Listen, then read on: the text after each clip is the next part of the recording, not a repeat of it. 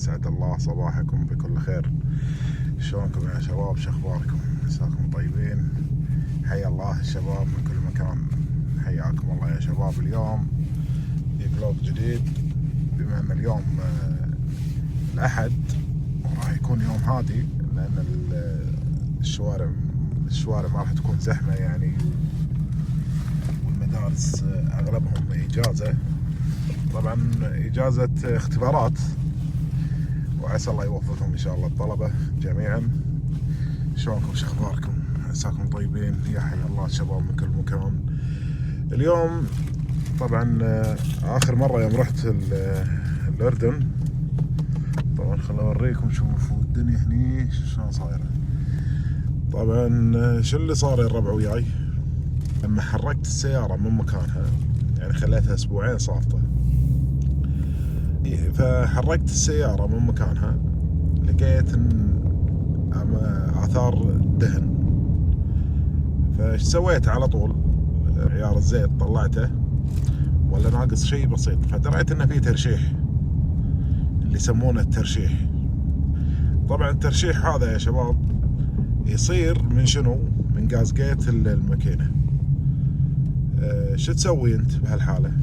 عندك حل، يعني كذا حل. في حلول بسيطة وغير مكلفة، بس مشي الليلة، سيليكون ما سيليكون مشي الليلة. وفي حل أحسن ويعني أحسن من السيليكون والسوالف هذه، وغير مكلف يعني تشتري جازجيت، تروح عند ميكانيكي يفك لك الكارتير ويسوي له صنفرة، ينظف اللي عليه، وبعدين يحط الجازجيت ويرد يركبه. وفي ربلة دائرية تصير دائرية مالت ضغط الدهن. الربلة هذه لازم تتبدل، دام ان انت فاتح الكارتير مرة واحدة، فبدلها مرة واحدة احسن لك. هي ما تخرب، يعني نادرا تخرب، يعني نقول على ممشى يمكن 500-600 ألف. شوف 600 ألف ممكن تخرب وياك، أو من العوامل اللي تطيح ضغط الزيت عندك، فتقوم السيارة ترتر عندك وتخرب الماكينة معاك مرة واحدة. فايش تسوي أنت؟ دام أن أنت فاتح جازجيت الماكينة، فتروح شو تسوي؟ تبدل الربلة هذه معاهم، والفلتر. في فلتر نفس الفلتر يسمونه الشخال، أغلبهم يسمونه الشخال. هذا لازم تنظفه. إذا مسكر تنظفه، إذا مو مسكر لا عادي خله. دام ان الزيت يمر مرور واموره طيبة، لا خله عادي. فإن شاء الله بإذن الله حاليا الساعة 7 إلا بروح صناعية الفحيحيل، بشوف شنو المشكلة. يمكن تطلع من البرغي اللي بعض الناس يسمونه الصوفة أو الصرة. الحين بروح الصناعية،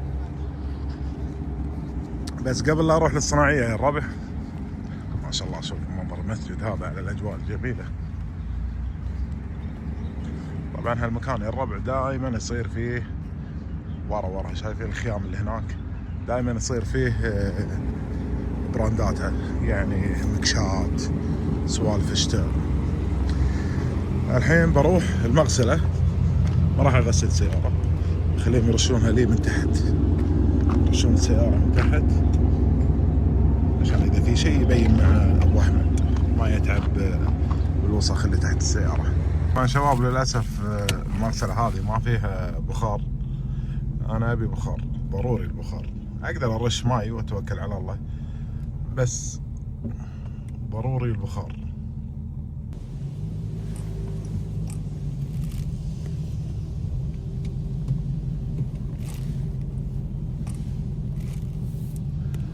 طبعا يا شباب وصلنا المغسلة هذه. أول ما تدش صناعية الفحيحيل، برفع السيارة الحين. زين اوكي. صدقون اتوتر من الناس اللي يقول لي قدم. اوكي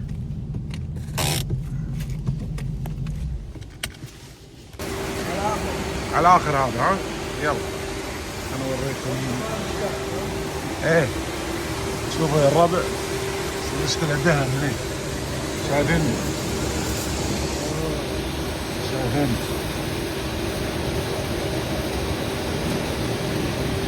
ترى زين. ها ما اتوقع انه من البرغي، اتوقع انه من الكارتير نفسه. نحاول نصيد المكان. اي شايفينه اول شفنا. لما نغسل ونشوف. اذا رش لك صابون دام ان انت رافع الموتر رافع، خليني ارش صابون واطقه بخار. قلت له يلا روح، مع اني والله ودي انه بس بخار.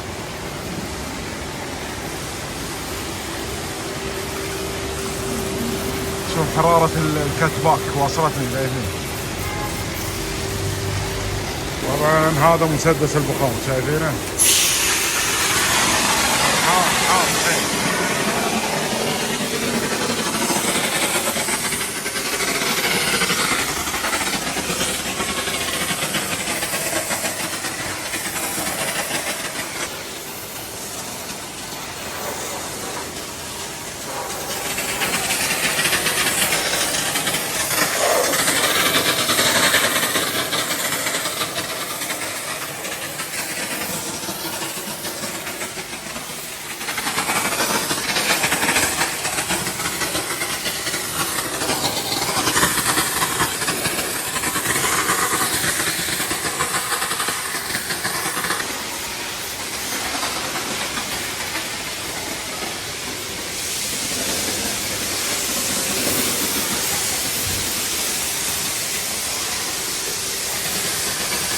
طبعا الحين خلصنا البخار، قلت له يطق ليها هواء.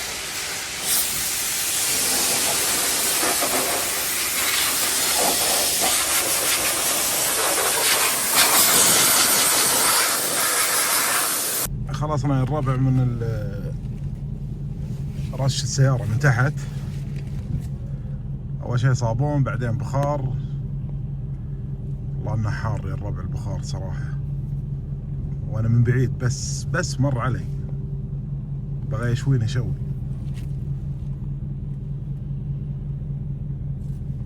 الحين امور السيارة من تحت تمام. صدقوني الربع اختفى الليك من تحت، طلعت الصاجة، طلع الكارتير كامل واضح. بس وين هذا؟ خلينا نحاسب الحين. شوف شنو حسابنا عند الاخ. يا الربع والله شيء مصيبة. ايش اللي صار يا الربع؟ جيت بحاسب، قلت بحاسبه دينار، تبي لي كثير دينار يعني. صدمني قال لي 3 دنانير. ها شوف تفضل. زين وخر يا كابتن، هذه بدايتها. زين صدمني يا الربع يقول 3 دنانير. قلت زين غسيل السيارة كامل. قال على الارض ولا فوق؟ قلت له على الارض. قال دينارين ونص. قلت انا ترى غاسل بس جهة الكارتير. قال فتحة البخار 3 دنانير. يا حبيبي من صدقك انت؟ قال ورب الكعبة 90% من المغاسل كذي. انا ما علي من المغاسل، انا علي منك انت. ابو احمد جراجه مسكر.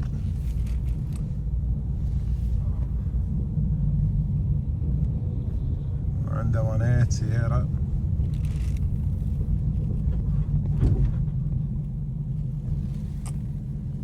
مسكر ابو احمد الحين.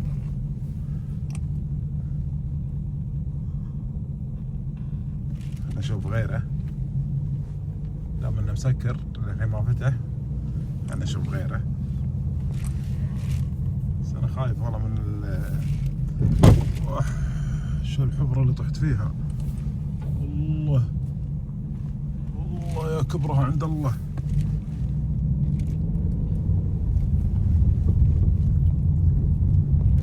انا عادي افتر، بس اللي خايف منه التشيك بوم يطلع لك فجأة وتعال. هذا اللي انا خايف منه. بطل الجراج الساعة 8 و10 دقائق. داوم هذا اللي اسمه متين، خوش واحد، هذا ميكانيكي شاطر. قال لي غسلت السيارة. قلت له ايه. طبعا لما داوم قال لي دش سيارة على ما يجيب احمد، خله بحصلك السيارة من تحت. يلا الحين قاعد يرفع السيارة، يبي ينزل تحت ويشوف.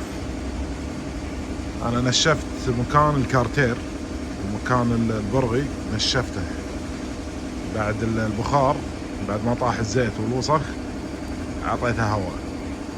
الحين بيدش تحت وبيشوف.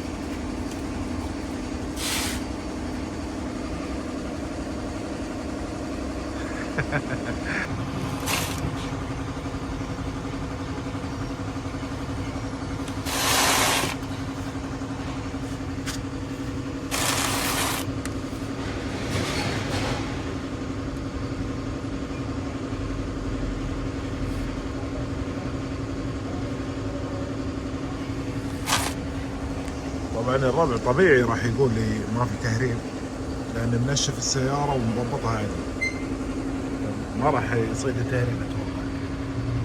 يبينا ساعات على ما يبين.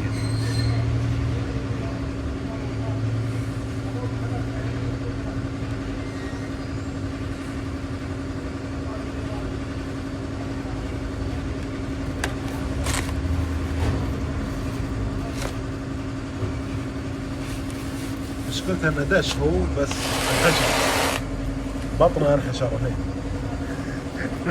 عمي ما في تهريب هذا، في شوف هذا كله ما في تهريب هذا. هلا عليك السلام. هلا حبيبنا، شلونك؟ شو اخبارك؟ طيب شلون الحين متين؟ ما في شيء غير ان شاء الله. شنو غسلته بخار من تحت حار؟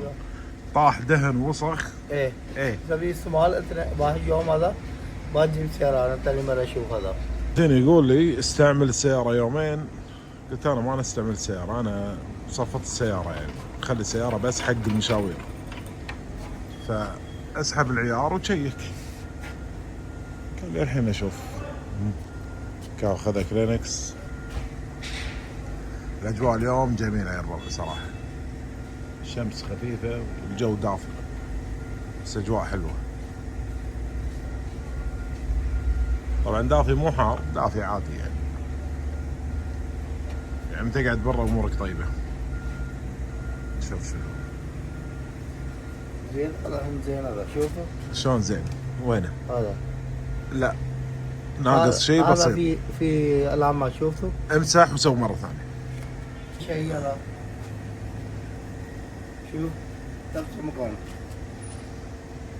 هذا نفسه بالخط. ها؟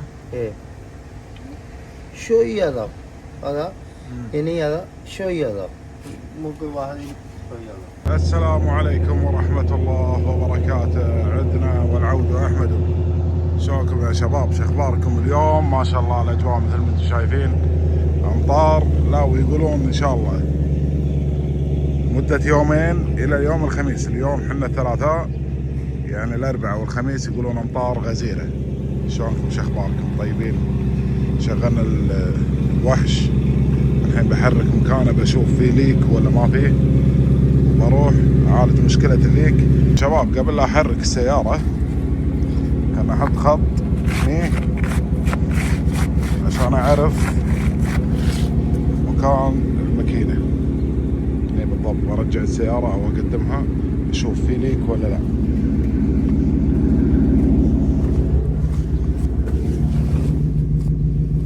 قدمت السيارة الحين، هذا الخط اللي سويته. شوفوا مالكم شغل بالشاي. شوف والله في ليك بس خفيف خفيف. شوف النقطش خفيف حيل. سلام يا الروش.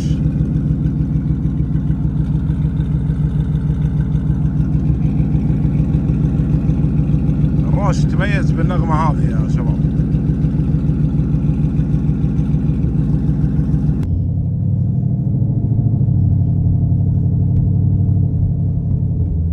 في موضوع بقول لكم عنه، واتمنى يعني من المتابعين الاعزاء المحترمين الفاضلين انهم ما يسوونه، يعني ما يطبقون اللي قاعد اسويه. يعني الله يعطيكم العافيه، وما قصرتوا على المشاهدات الطيبه والدعم اللي يوصلني منكم. طبعا الموضوع وما فيه. في واحد كلمني ومبين عليه انه ولد صغير يعني. يعني انا رحت سويت كت باك للموستنج في الرياض، داون بايب واكس بايب ودبات وبوابات. المهم راح تأثر الولد هذا بالمقطع اللي انا مسويه والصوت، وتأثر من صوت السيارة وحب صوت السيارة. بس هو يعني نسى نقطة مهمة. شنو النقطة يا شباب؟ ان سيارتي موستنج. يعني الموستنج اذا انا ما سويت هالسوالف يعني يعتبر عادي، يعني بدون صوت بدون. انا احب النغم الخفيف فقط لا غير، حتى لو ان صوت الموستنج مزعج، ولكن اللي قاعد اسويه يتماشى مع الموستنج. تمام. الاخ هذا الله يعطيه العافية هو صغير بالعمر يعني، حتى تفكيره غلط يعني. راح للمحل اللي انا سويت عنده الكت باك كامل واتفق معاه وخلص وياه. طبعا راعي المحل يبي فلوس، يعني نتفق على النقطة هذه. يعني هو ما فتح محله الا يبي فلوس.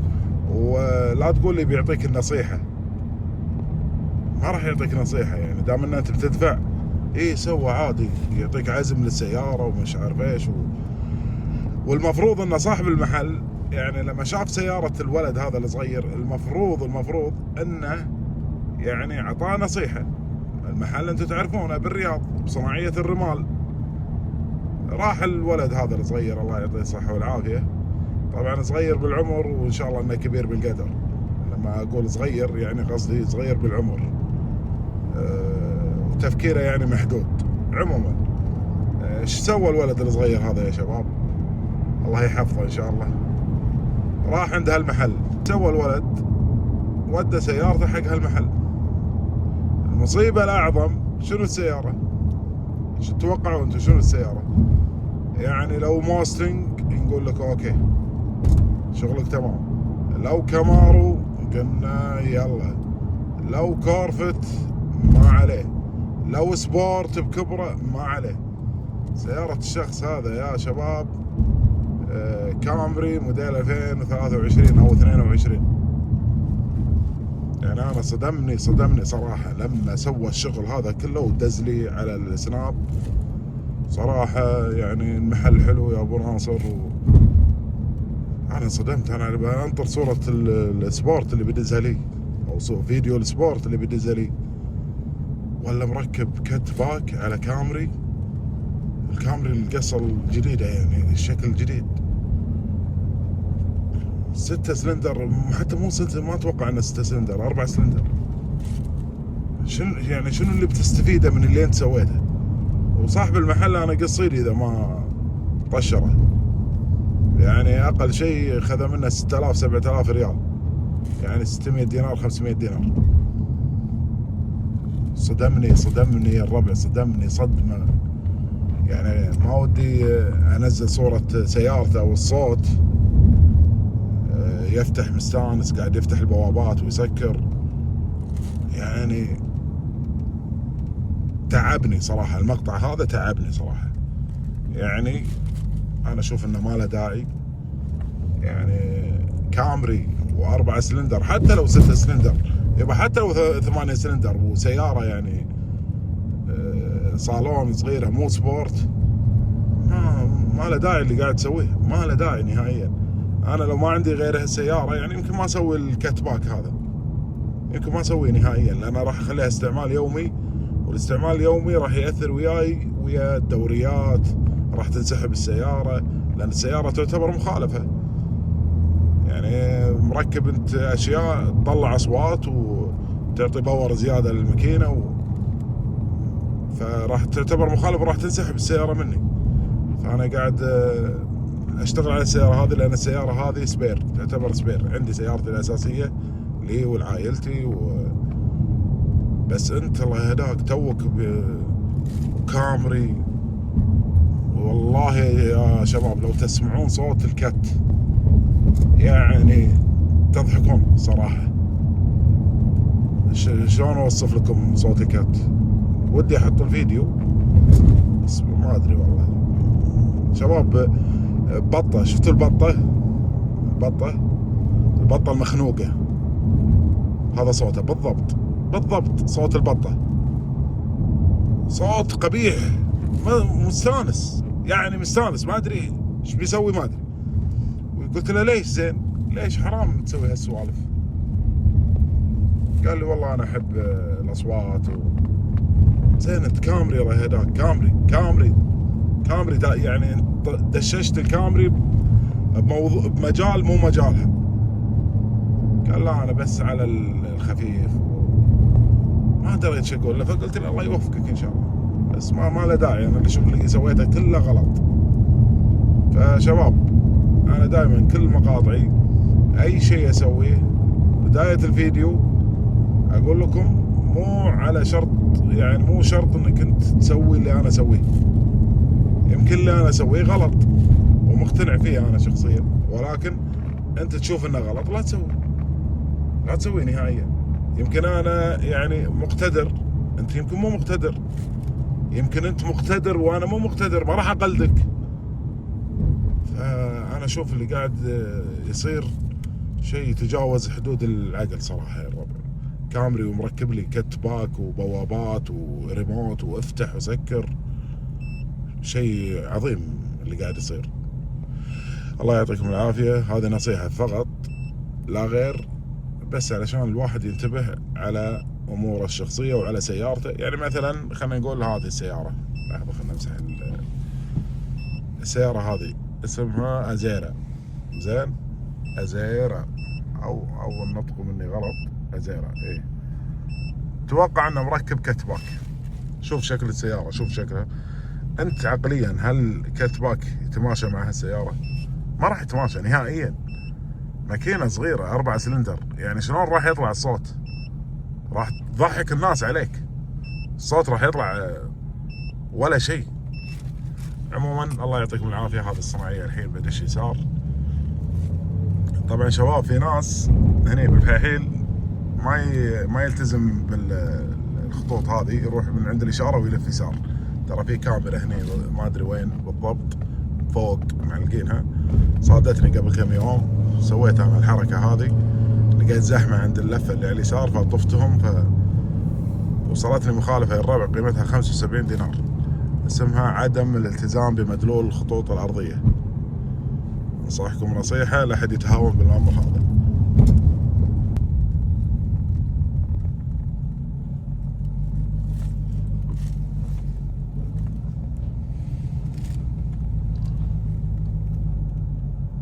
وصلنا عند ابو احمد، الحين قاعد يرفعون السيارة، ان شاء الله يبين معاهم بالضبط. اذا كانت مشكلة بسيطة ان شاء الله يحلها ابو احمد. ابو احمد الربع تطور، قام يصلح بي ام، قام يضبط البي ام. هذا نزل الحين ويا الكشاف راح يشيك على الليك بإذن الله ويجيكم خير، وعلى اليوم الطيب هذا الجميل راح يطلع الليك شيء بسيط بإذن الله، أو مشكلته إن شاء الله بسيطة.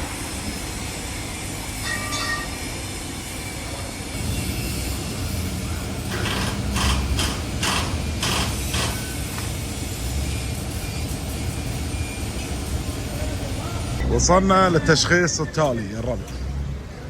التهريب طلع من الكارتير مال الماكينة، قال لي ابو احمد ترى خفيف، هو صادق، ترى خلي السيارة اسبوعين واكثر القى نقطتين يا الله، يعني مو تهريب ينقط على طول. فقال لي روح حق قطع الغيار، هذا التشخيص الاولاني، قال عشان ما تدفع اكثر روح شوف عندهم دواء لكمولي مال التهريب. السلام عليكم، شلونك بابا؟ في دواء لكمولي، دواء مال تهريب غاز جيت. انكل هيب لك تهريب غاز جيت ما في ها؟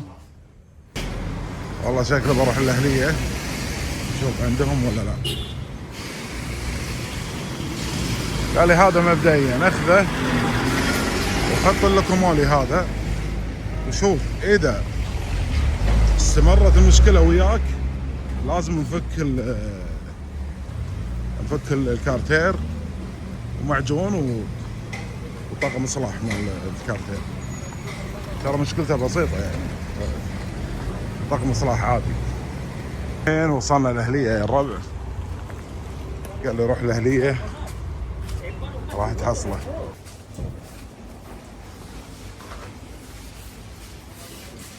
غير ها؟ لا ماكينه. هذا تهريب ماكينه، سكر تهريب. ادري هذا مال ماكينه صح؟ ماكينة. لا هذا تهريب داخل غاز جيت. هذا داخل ماكينه سوي زيت متروس. هذا رؤي مكان في تهريب، سكر تهريب. عرفت شلون؟ زين مع شنو شلون طريقه لا بابا؟ حتى ما زيت، الحين في سياره في زيت في زيت قبل 5000 نقي شويه، نقص زيت. نقي زيت وتو هذا، بعدين شغل سيارة ربع ساعة. لا تشوف، وقف سيارة. إذا تشوف سيارة وين؟ ماكو فايدة، لازم توقف سيارة ربع ساعه شغال. دقيقة شغال بس، بعد سكر يشتغل. قيمته 6 دنانير 750 امريكي، مانع تسريب زيت المحرك. بجربه 6 دنانير ولا تدفع 50 دينار. خلينا نجربه، خلينا ناخذه. خلصنا. طبعا كاتبين 6 و750، قال لي لا 5 و750. نجربه عاد، انا اول مره ادش بهالسوالف، بس التجربه خير برهان. قال لي ابو احمد، انا دائما امشي على نصيحه ابو احمد. قال لي ابو احمد ابو ناصر حط هذا، حط الدواء مانع التسريب مال الماكينه. والله ودي اني مره واحده خذيت مال القير، مع ان القير ما يسرب، بس هذا اللي هني يقول لي صبه مع الماكينه وشغل السياره ربع ساعه لا تحركها. قلت ليش؟ قال اذا مشيت ما راح يصير اي فايده، ما راح تستفيد اي شيء. طبعا انا قزرتها ادش هني يقطوع عند هالمحل. الروضتين متحده، للحين قاعد يعابل. لا زين مش الروض.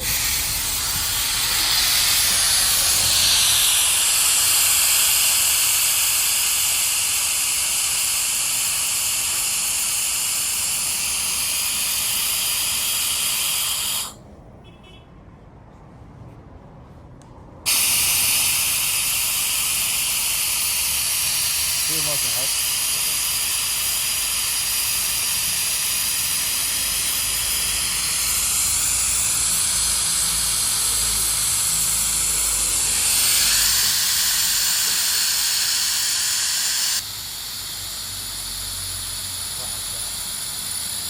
قاعد يسحب الحين.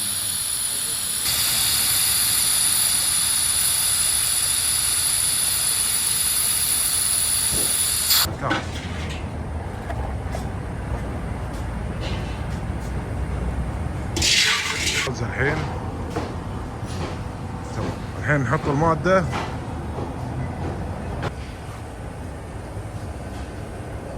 هذه الماكينة من داخل، هذه لو أي شيء الله لا يقوله.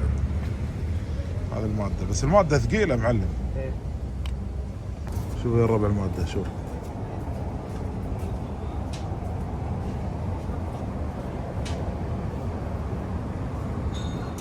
شايفين؟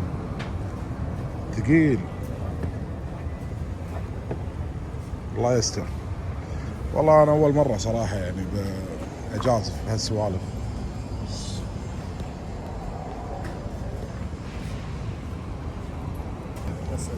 يلا بسم الله.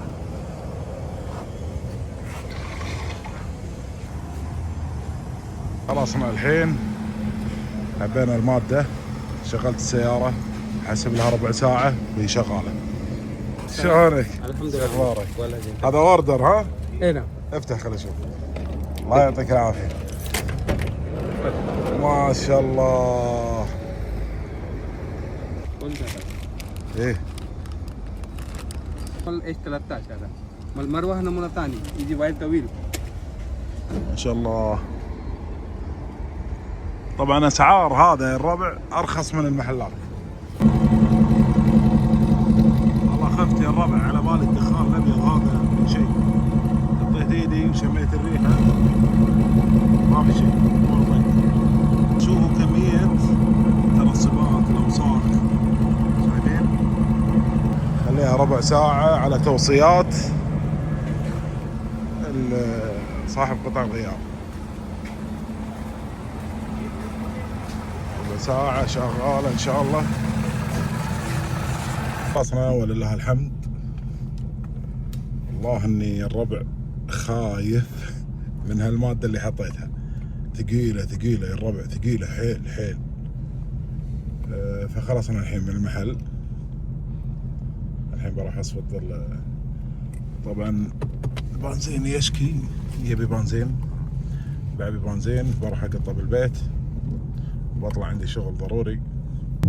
طبعا بعد ما سويت المادة هذه اللي صبيتها داخل اللي هي لوكس او لوكاس الماركة هذه، دش علي واحد من اخواننا السعوديين ونصحني، قال لي ابو ناصر ترى الشغلة هذا اللي انت سويتها ممكن يكون حل مؤقت لين تعالج المشكلة الرئيسية. عموما تشيكت على السيارة بعد ما سوينا المادة هذه، الامور طيبة حاليا، الامور طيبة. في ليك خفيف بس ما ادري هل هو قديم ولا لا، لان جانا امطار فالارض صايرة يعني مختلط الماي بالزيت اللي بالارض، فما ادري هل هو جديد ولا قديم، ما ادري. بس انه وما شيكت اساسا على الزيت. الحين رايح حق البنشر اللي هنا بخليه يشيك على الزيت. والنقطة الثانية عندي علامة التواير شابة، بتشيك على اي تاير فيهم. هذا هو، شوف كل التواير 30 هواء تمام، انا معبيهم 35 بس ما ادري ليش نزلوا. شوف 29 30 كلهم، الا اللي قدام على اليمين صاير 23. فبروح للحين، فمنها شيك على ضغط التواير، ومنها مرة واحدة اخليه يقيس لي عيار الزيت، اشوف نازل زين اموره طيبة، عشان نشوف التهريب وقف ولا لا. الحين قاعد يعبي هواء. اذا راحت العلامة فالمشكلة بالتاير، قاعد تزيد العداد.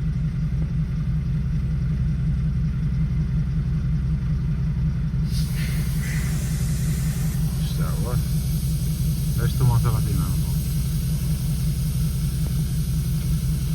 صدقون العداد قراءاته مش الحال، قراءاته او مع المشي تضبط القراءة، يعطيك القراءة الصحيحة. للحين ما راحت. طبعا شباب راحت العلامة، عبالي اياها 35 وراحت العلامة. اللي خوفني بالموضوع يا الربع، لان انا بسافر باكر وبعد باكر ان شاء الله الى الامارات، فهذا اللي خوفني حيل بالموضوع. لما حركت السيارة يعني رجعت ورا شوي، ولا في اثار دهن بالارض، نزلت شفت الدهن ولا شكله جديد الدهن. قلت له الارض وسخة عندك ولا؟ اسال البنشرتي، قال والله ما ادري بالضبط هل هذا من سيارتك ولا لا. قلت اوكي قيس لي عيار الزيت. قسنا عيار الزيت، قال ناقص نص لتر، شيء بسيط يعني. فاللي سويته اللي هو المادة اللي ضفتها مع زيت الماكينة، ترى مو حل يا شباب، هذا نهائيا مو حل، يعني لا تقلدونه او تسوونه. انا سويته لان انا ما ابي استعجل على سالفة الكارتير، فتحة الكارتير والتنظيف وتبديل الفلتر فسويت هذه الشغلة.